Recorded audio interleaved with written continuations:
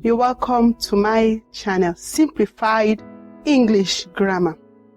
In our previous episode, we introduced gerunds, and we talked about gerunds as another part of speech. To be specific, the present participle form of verbs and how they are converted to become nouns. We went forward to talk about its usage. We saw that gerunds can be used as phrases in the English sentence. Now we'll be moving on to the second use of gerund. And before then, don't forget to like our channel, share, subscribe if you have not done that. Click on the notification bell to get notified each time we drop our content. Remember, our content will be dropping every Tuesdays and Fridays. To gerund. The second usage of gerund is that gerund can function as subject of a sentence. Subject of a sentence. It can be used as subject when used without the article and the possessive pronoun. Without the article, either definite or indefinite article, and also without the possessive pronoun. Let's take some examples to exemplify gerund used as subject of the sentence. Example 1.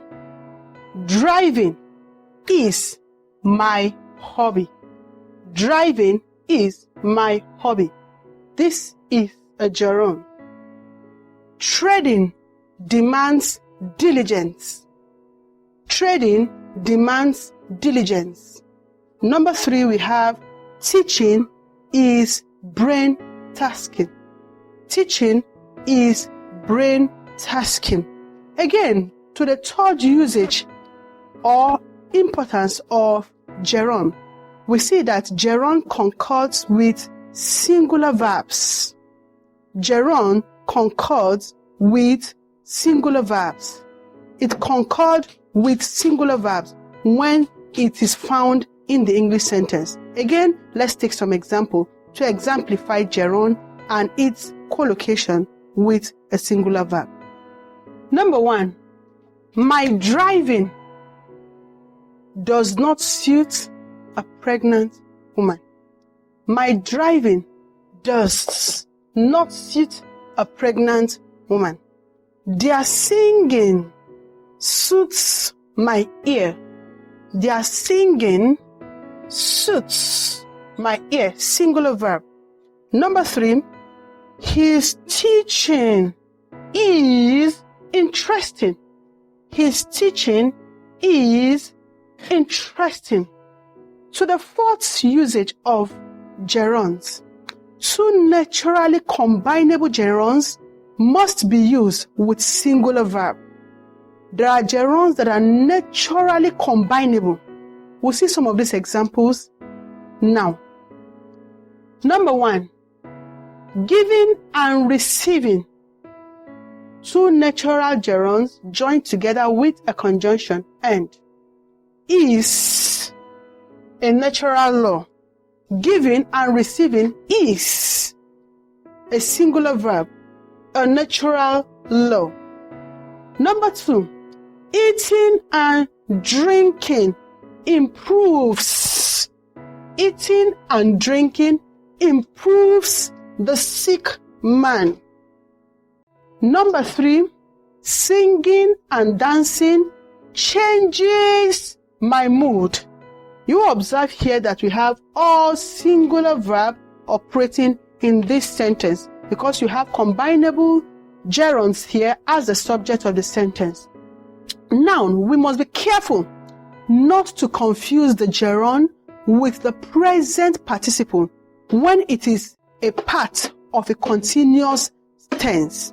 Because when this is so, gerunds will not be obtainable in that sentence. I would love to give you one example to see where gerund is not really a gerund as taught here, but a part of a tense in a normal English sentence. Let me give you one example.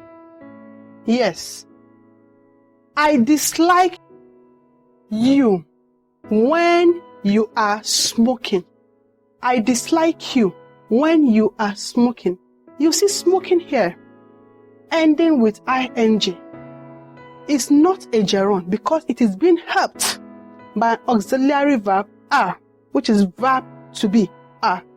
Please take note that here it is part of the tense of this sentence. Again, when you see it in this manner, I dislike your smoking. I dislike your smoking. Here you will see your smoking. I dislike your smoking. Here you are talking about what? A gerund. Because you have the original verb here, and this is a noun phrase where you have a pronoun, a possessive pronoun, and the gerund here. Please take note so that you don't confuse a gerund when it is a gerund and when it is part of the English sentence. Thank you very much for viewing with us. We really appreciate you. Please don't forget to like, share, comment, drop your questions in the comment box. And if you have not subscribed, you're not helping us. I mean it. You are not helping us. Do what to subscribe today. See you in our next episode, where we'll be talking about the noun gender. The noun gender. It will be an exciting time. See you in the next episode. Bye.